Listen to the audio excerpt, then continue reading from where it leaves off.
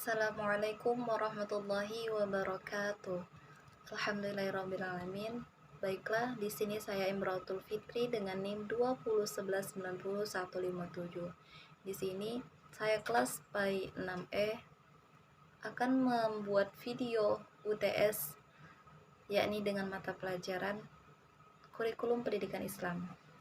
Adapun soal yang pertama yaitu apa yang dimaksud dengan kurikulum, kemudian jelaskan kurikulum pendidikan Islam menurut pandanganmu.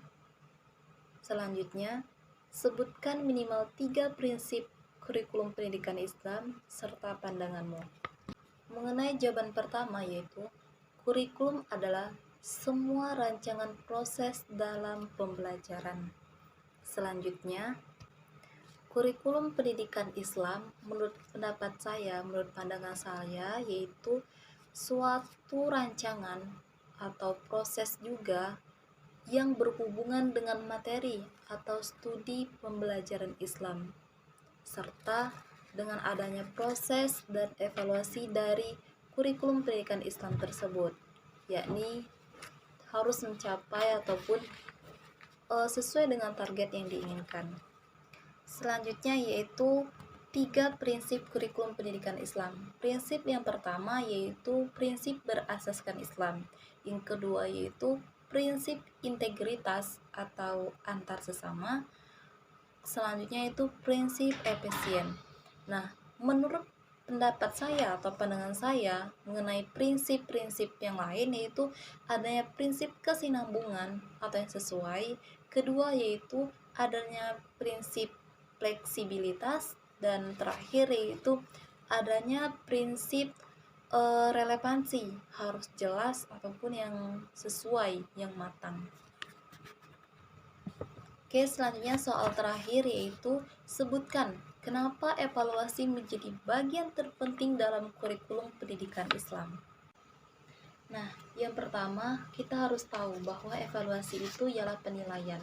Maka daripada itu, evaluasi kenapa menjadi hal terpenting dalam kurikulum?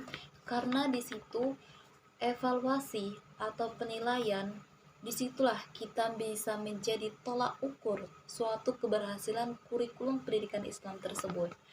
Dengan kata lain, semua kegiatan yang ada pada kurikulum tersebut ataupun proses pembelajaran itu bisa dinilai dari adanya penilaian ataupun evaluasi hasil akhir dari suatu proses pembelajaran.